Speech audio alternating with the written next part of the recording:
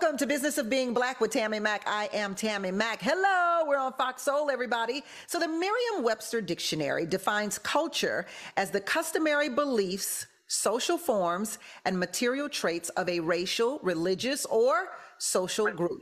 We talk a lot about Black culture with our friends and social media, but why don't we talk about white culture? Do white people have a culture? Well, let's get down to business. The business of being Black today is being white. Please welcome actor and recording artist Charles Chuck Diesel Wright. Hi, Chuck Diesel. Hello. Thanks for having me. Thank you for being here. YouTuber and social media content creator Robert Tope is here. Hi, Robert. Hi, thank you for having me. Thank you for being here. And social media influencer and comedian Owen McAnuff is in the building. Hi, Owen. Hi, Tammi. Thank you for having me. Thank you for being here. Now, this is an odd question, especially to ask perhaps two of my guests on the show today, but we got to get the answers. The question is always, since we are talking about the business of being Black, the question is always why Black people should care, right? So why should Black people care if white people have a culture or not? Chuck Diesel, kick it off for us. All right.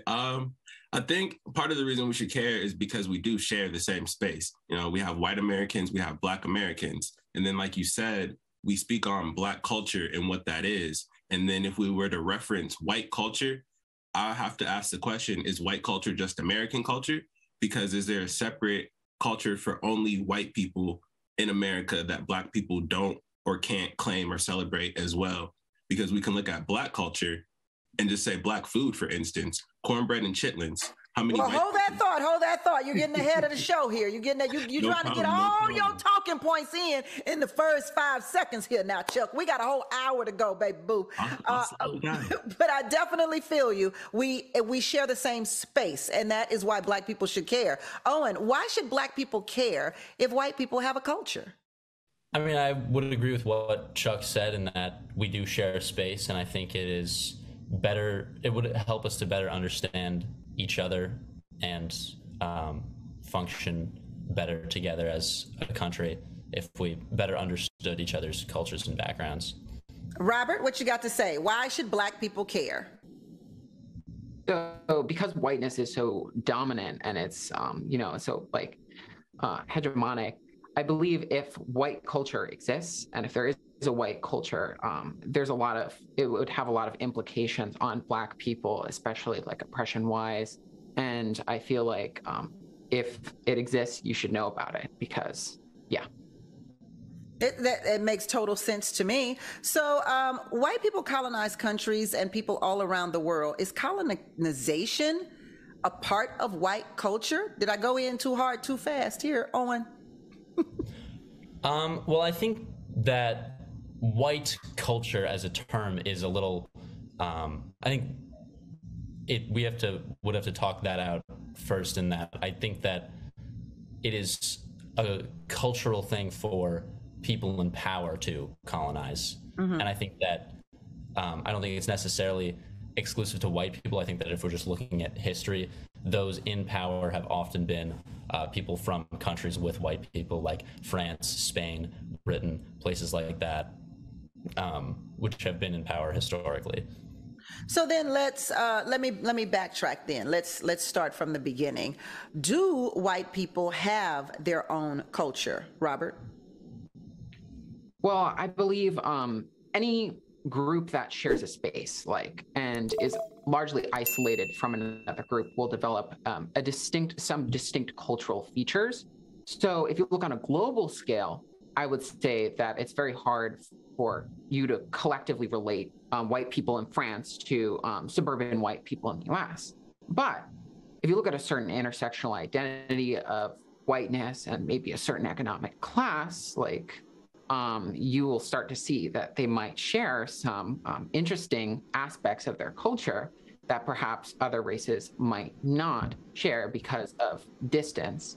So proximity would create culture and distance would, fragment that, if that makes sense. Right. So Chuck, what do you say? Do white people have culture? So I like that response right there. And I feel like part of it is separating what is white people or what are white people. because there are literally 33 definitions depending on what country you're in. So if we're talking about white people on a global scale, it's really hard to connect them all because we have the Spaniards, we have the French, we have the German, and they all are going to separate themselves. When I personally think white, I think white in America. And if we want to talk about white people in America, it's really hard to say that they have a culture because they stem from other places.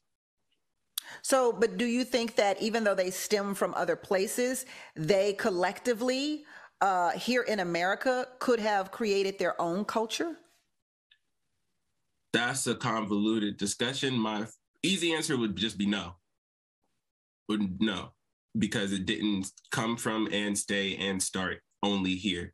It's pulled from elsewhere. And then if we bring two white people who say that they have white culture in, and then we break down what the culture is, I might be speaking a little, Well, no, I understand what you're saying, but based on that, then I have to wonder, do Black people have a culture now? Because we come from a different place and space.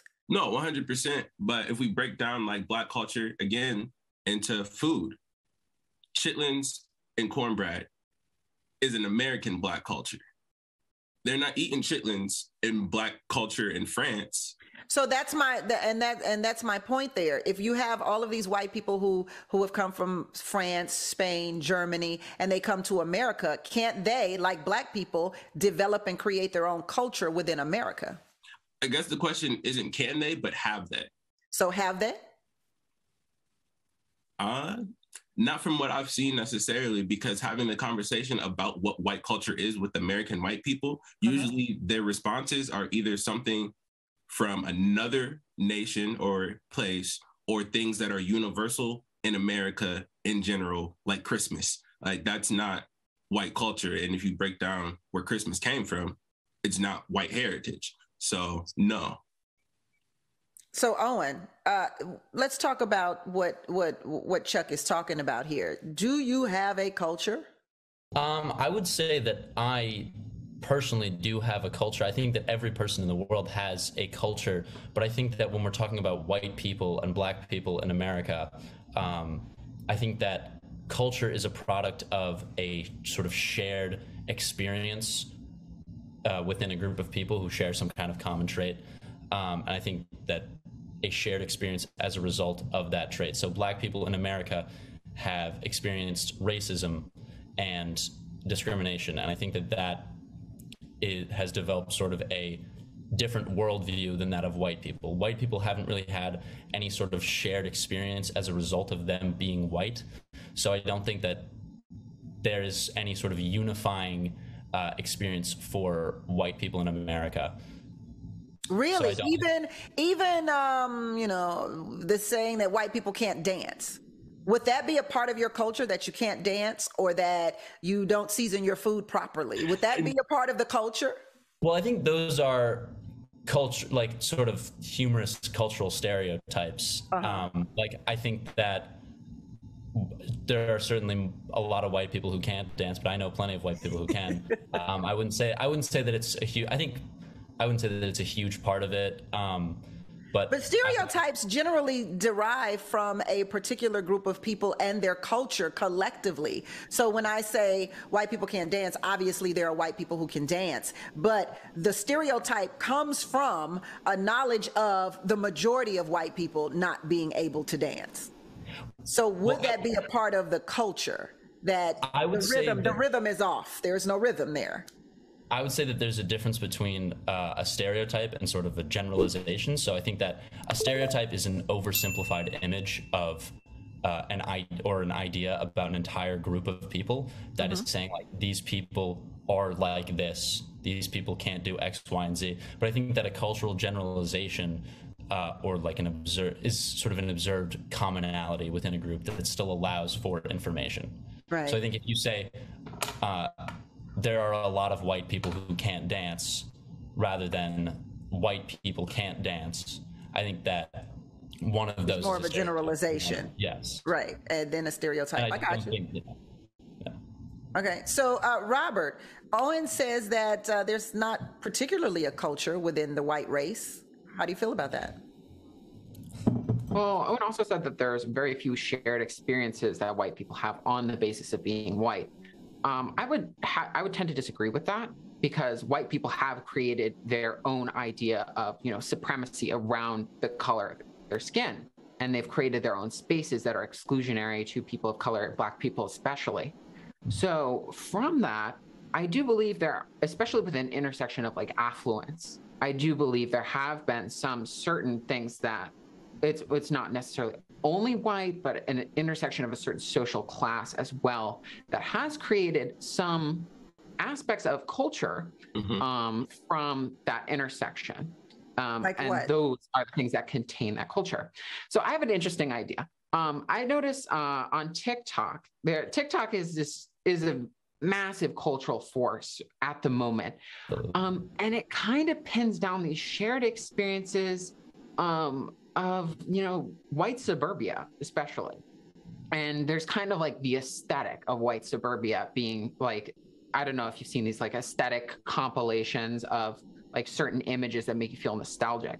And one of them that I saw was Tuscan architecture, the Tuscan kitchen. And I'm thinking, how many people in Tuscany really have a Tuscan kitchen with this garish, like canned fruits, glass jars? That feels distinctly white and suburban.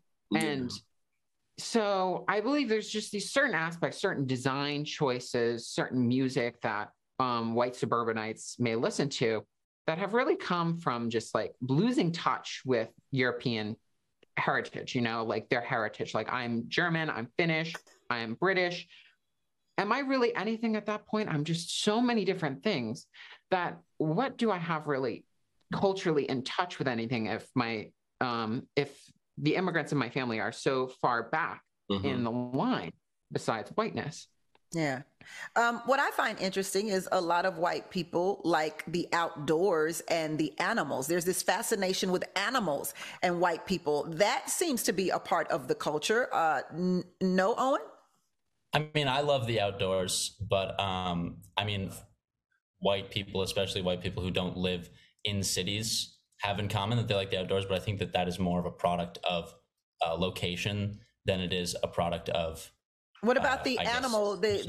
You seem to be lovers of animals.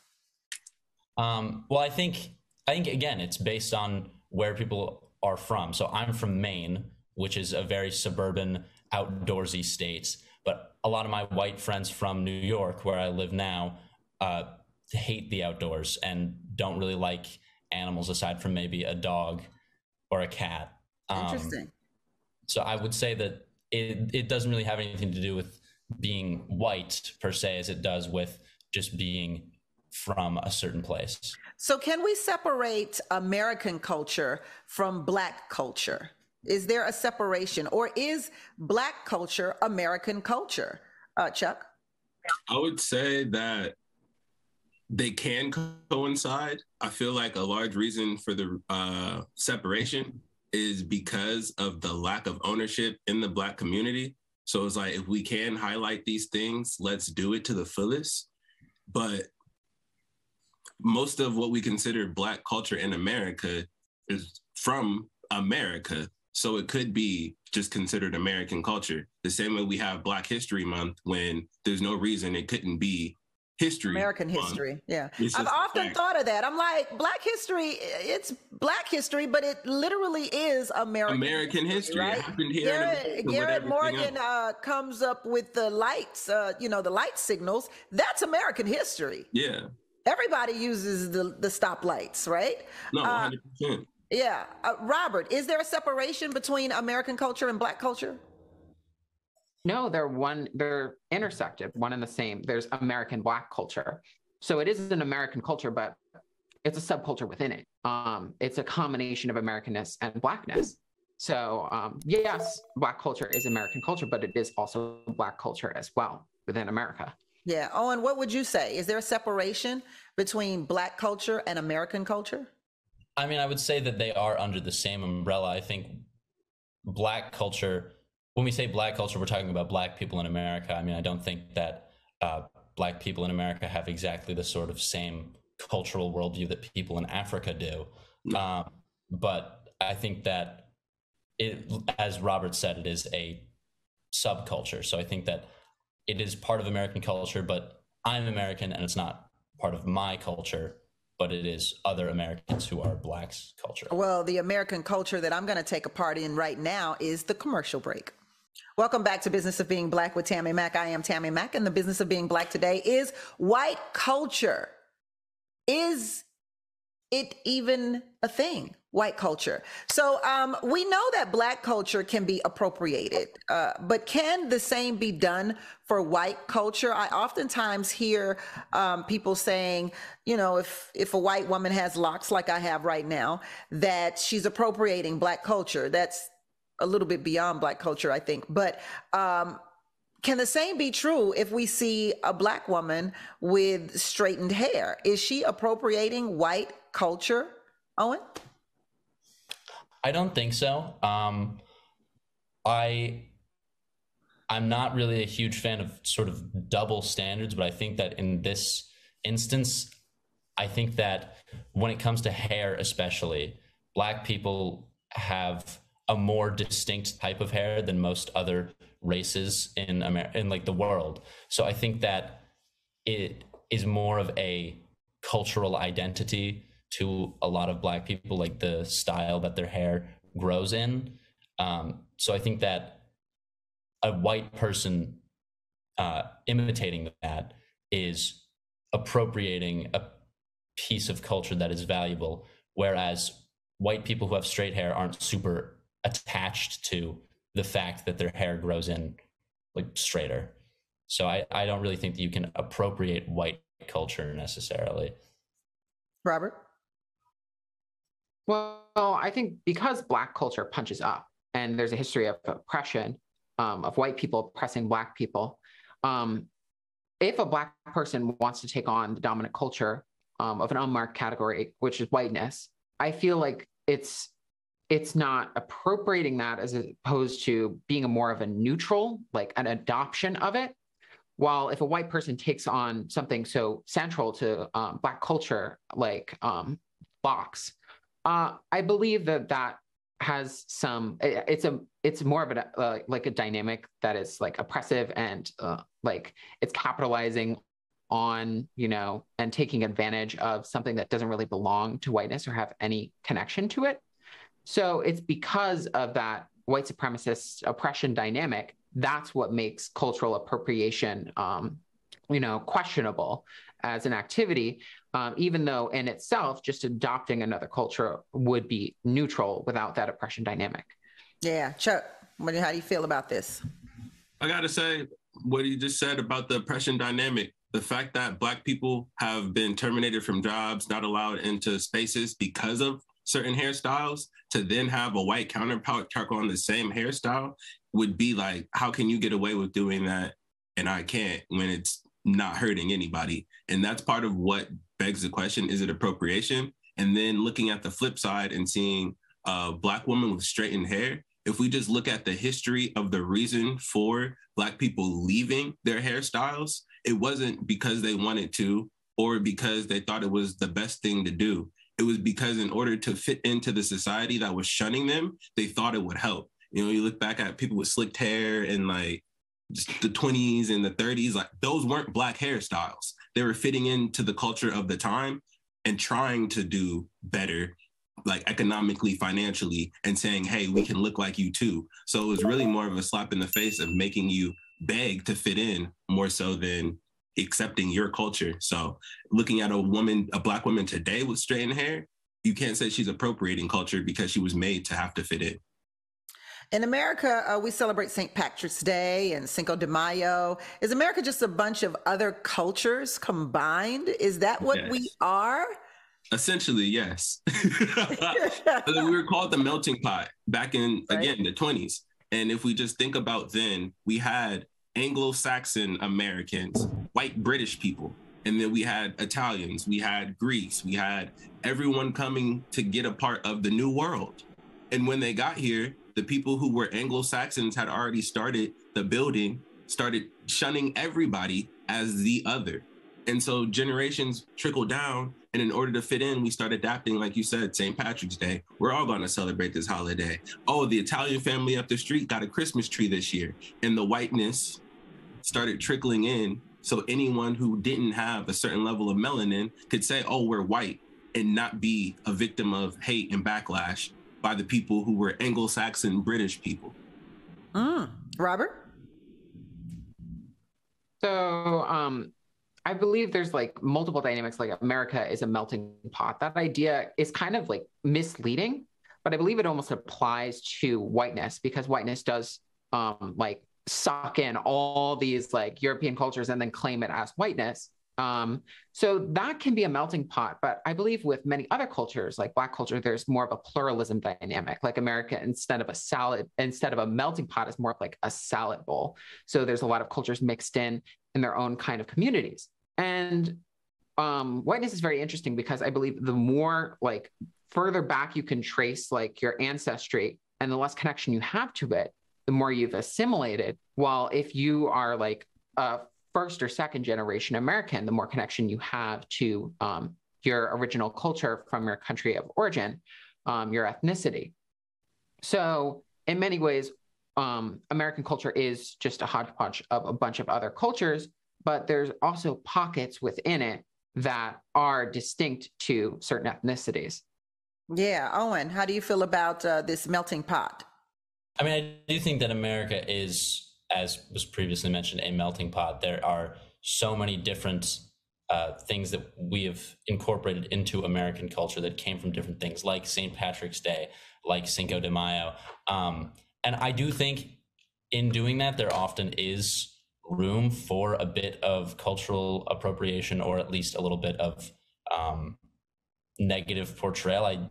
I am 100% Irish. I mean, all my grandparents are either, recently or were first or second gen Americans or from Ireland. And I think that the way that St. Patrick's Day is celebrated in America is kind of messed up with all of the drinking and stuff, just the way it portrays Irish people. But I do think that when it comes to America. That is interesting. Where does that come from? And this is the first time I've ever heard an Irish person say that. Say, hey, the way that America celebrates the Irish is a little out of line. I've never heard that before, but I think it's fascinating, because it does seem to be a little out of line, because that's the first thing you think about when you think of St. Patrick's Day is the luck of the Irish and the beer. Yeah. And that just goes to say the appropriation part of things from what we have as a white culture in America. Yeah. And what confuses me the most about, I'm sorry, Owen, go ahead. Did you want to add?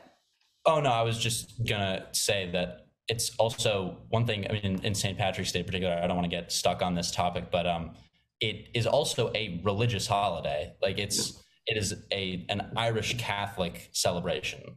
It's about St. Patrick bringing Catholicism to Ireland, and that's sort of this is what St. Patrick's Day originally was about. But I mean, you could say the same thing about Christmas. 100%. Christmas is it has Christ in the name, literally. And how many people who aren't Christians celebrate that as an American holiday, and it's not even just celebrated in America anymore. I would say, Christmas is a great example of American culture, as it is almost like the default like December holiday for a lot of Americans. I mean, if you're not Jewish or celebrate, or if you're not Jewish or Muslim or another religion that celebrates holidays that time of year, then people you're probably celebrating Christmas automatically because you're in America. Yeah. I think that's what I don't know if you know or not, Owen. I just want to tap into it a little bit. What is the way that St. Patrick's Day is celebrated in Ireland? I mean, there's definitely some of the same things. I think Ireland has strayed a little bit in the direction of America as well with their celebrations of St. Patrick's Day, but I do think it is more of a cultural celebration in Ireland than it is in America. In America, people wear green and, drink alcohol. And in Ireland, it's there is obviously drinking, because I mean, drinking is a little bit. We drink at Irish Christmas culture. too, though, right? We Yeah. drink at Christmas. I mean, and it definitely is part of Irish culture, like particularly drinking. But I think that St. Patrick's Day is less about wearing green and getting wasted. In Let's Ireland. take a break and we'll be right back. Welcome back to Business of Being Black with Tammi Mack. I'm Tammi Mack on Fox Soul, and we've been talking about culture and traditions on the Business of Being Black today. Well, one of the traditions and cultures in everybody's space is bad gift giving. Let me take care of that for you since we are approaching the holidays. If you want to avoid boring and basic gifts this year, Uncommon Goods is your secret weapon. Uncommon Goods is here to make your holiday shopping stress-free, and we could all be free of stress, right? By scouring the globe. That's what they do for the most remarkable and truly unique gifts for everyone on your list. Whether you're shopping for your secret Santa or your entire family, Uncommon Goods knows exactly what they want. Uncommon Goods looks for high quality, unique products that you can't get anywhere. Uncommon Goods has something for everyone, from art and jewelry to cozy comforts to home goods. Trust, it's a one-stop shop, people. One item that I've fallen in love with is the Nepal crafted color block shawl. It's beautifully laced with jewel tone textures that instantly bright up my spirits while giving me that warm and snug feel I desperately need, people. It's lightweight, which makes it easy for me to carry it everywhere. I carry it on the plane, I carry it into hotels, and it's versatile. I can wear it as either a scarf or wrap or use it as a throw at home. This gift is an absolute must have. And note that with each purchase, Uncommon Goods gives back $1 to a nonprofit partner of your choice. They've donated more than $2.5 million to date. To get 15% off your next gift, go to uncommongoods.com/Tammi Mack. That's uncommongoods.com/Tammi Mack. Uncommongoods.com/Tammi Mack for 15% off. Yes, don't miss out on this limited time offer. Uncommon Goods. We're all out of the ordinary. Well, you know, hey, we just don't be ordinary around here. You know what I mean? We're all out of that. Yeah, it's gone. And there is nothing ordinary about the business of being black with Tammi Mack. So we'll be back. Welcome back to the Business of Being Black with Tammi Mack. I'm Tammi Mack, and the business of being black today is, do white people have culture? Let's talk about it. Please welcome actor and recording artist Charles Chuck Diesel Wright, YouTuber and social media content creator Robert Tolpe, and social media influencer and comedian Owen McAnuff. I got you right, Owen? Yeah, you got it. McAnuff. I feel like I'm saying my name like Mac, Tammi Mack. Enough, baby. Yes. Okay, let me stop. So let's get down to business here. White people colonized countries and people all around the world. Is colonization part of white culture? I mean, white people colonized Africa, India, Australia, North America, South America. Robert, where do you stand here? Well, whiteness was created basically for the purpose of subjugating people of color, Black people especially to racialize slavery, to justify enslavement, the enslavement of Black people. So I believe colonization, and I'm not an expert here, would be somewhat tied to whiteness. Obviously, colonization exists outside of whiteness, like there are many instances of it, but white people colonizing non-white people especially is tied to whiteness, in my opinion, just the dynamic of it. Yeah, Chuck? Because it's often justified. And do you want to call it the culture, a part of the culture? I mean, I guess you can. We can definitely say, if you trace through history, white people throughout history have colonized, and it's become a part of the bigger picture. It's just, do you want to consider that a culture more so a thing that just accompanies white people wherever they go. And I don't want to say white people in America, because if we look at it as white people in America, are they currently colonizing? Because that would mean the culture is still living on. So I wouldn't want to say it is white culture, but I would say that it is heavily a characteristic of all white cultures up into America. Could we equate colonization today as gentrification? Ooh. I think so. Actually, yeah. Yeah. I live I recently moved to New York for college, and I have noticed that like in a lot of neighborhoods that like historically have been home to more Black people, ethnic groups, yeah, seem to have a lot of white sort of millennials moving in. No, yeah, 100%.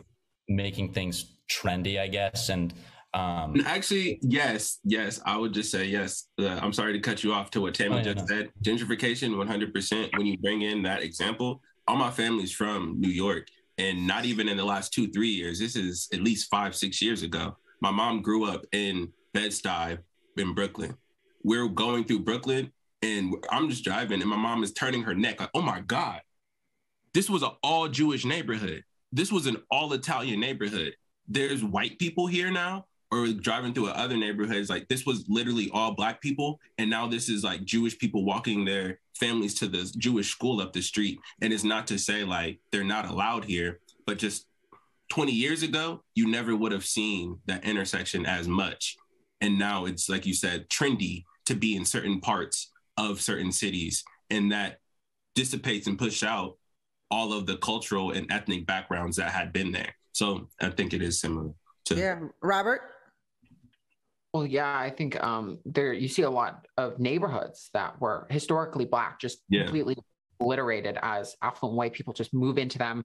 And I see on TikTok, like once there's a Whole Foods built, like that's the canary in the coal mine. That's the warning sign that that's it. Once you get that Whole Foods, it's over. Yeah. So what is it about white people that constantly makes them want to move other people out of spaces? What is that? Well, I think that it's not so much about them being whites as it is about them sort of being in power. I think that I mean the color of your skin doesn't really correlate to how your brain operates. Like on a scientific level, so much as it is just as a result of what certain power dynamics are like in America. So I think that people in power are sort of want to have more. And I think it happens to be white people that are in power. And I think that they see, oh, this neighborhood is like kind of cool. It has a lot of culture. I want to move in here. And then they see, oh, other white people are moving in there. This is cool. I got to go get in there. But they don't even realize that they're just wiping this place filled with. I don't even feel like it's always they don't realize, more so as they don't care. And part of it is what you said is the power dynamic of things. And a lot of white people don't realize the power dynamic because it's just embedded in the way that they live their lives. They don't realize that they're getting something or have something that other people don't have.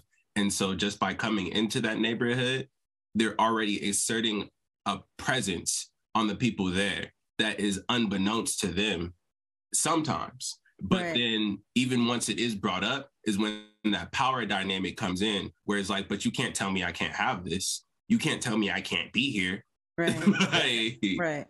Well, that's interesting because, Owen, I agree with you when you say power doesn't have a color. You know, it's not the color that makes you powerful, right? But in that, it sounds like tradition, because it seems as if traditionally and culturally, people who are white feel empowered.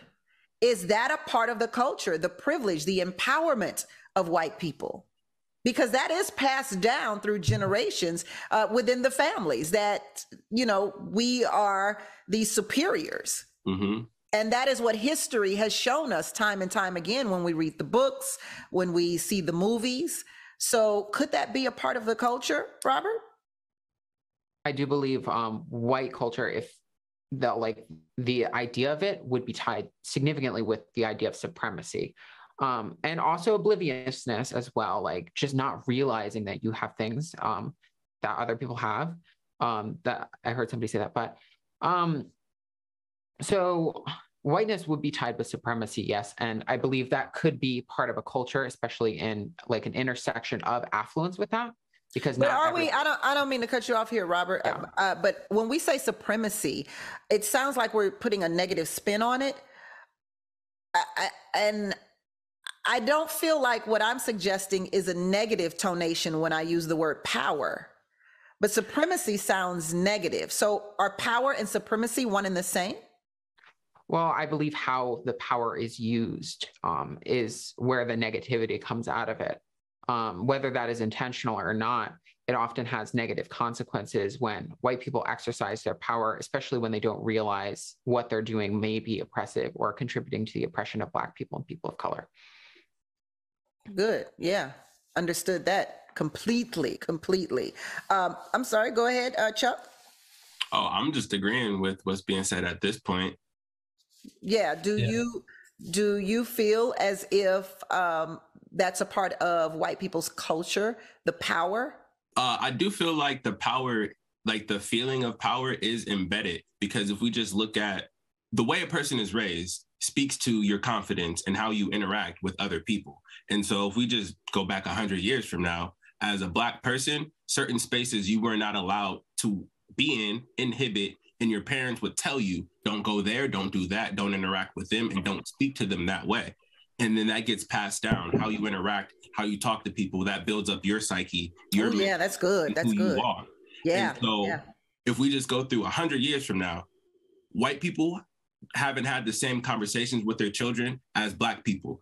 100 years ago, the white people were telling Black people, regardless of relation, don't do this, don't do that, don't go here, you can't touch this.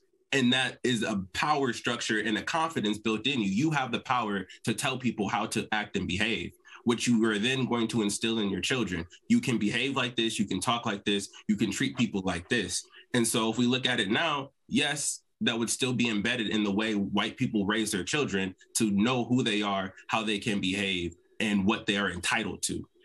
With Black people, we still don't fully have an understanding of the power that you have in a space, because my mom told me, just as a 15-year-old, you better not act like this in this room full of white people. Yeah, I think we've all had that conversation for sure, right? I think a part of white culture may be the privilege, right? The privilege of knowing that you can be in any space at any time and not be reprimanded for that. Well, I have a space that I'd like to enter and not be reprimanded for. Commercial break. Welcome back to the Business of Being Black with Tammi Mack. I'm Tammi Mack, and the business of being Black today is white culture. Is it even a thing? Now, I know Chuck been dying to get to this part of the conversation. We are here, Chuck. We are at the food portion of the show. Spicy food is often associated with ethnic food. Is unseasoned food a part of white culture? Let me just say this. My next door neighbor is white. And every time I invite him over for dinner, he says, I don't eat anything spicy. I don't eat anything spicy. And we have been living next door to each other now for 5 years. And he still tells me I don't eat anything spicy. And I'm like, we don't eat anything spicy over here either. Why do you keep telling me that? They just might have a baby palate like me. I tell my mom I don't eat anything spicy. She raised me and she still feeds me hot food sometimes. It's crazy. So, Robert, food is an important part of culture, and soul food is a huge part of Black culture. So what foods would you equate to white culture? I feel like white culture adopts whatever is like the diet of the month. And it's usually the diet of the month. Yeah, the diet of the month. It's always like, what are white people eating today? And so I feel like just recently white people have started to discover seasoning, but I think there's definitely a historical aspect to why white people are associated with not seasoning their food. Because usually it was only like royalty that had, if I'm correct about this, it was only like royalty that really had access to spices. So I wonder if it's just like something that most European cultures had in common for a very long time, just not making do without many spicy, not many spices in your cabinet. Because it, yeah, and for me, spices doesn't necessarily mean spicy, right? Like you can have spices that are not hot, but salt is technically a spice. Yeah. Owen, what is it with the raisins? What is it with white people and the raisins in the potato salad, the raisins in the macaroni, the raisins? I think it's sort of kind of a uniquely American food, like particularly macaroni and cheese, I guess. And I think it's, I don't really know what specifically it is about white people, honestly, that really are drawn to mac and cheese. But I think it is more. Well, I meant more of the raisins, like more of the raisins. Yeah. I mean, I don't know. I'm personally not a huge fan of raisins. I think that I don't know. It's like eating old people. I don't really like.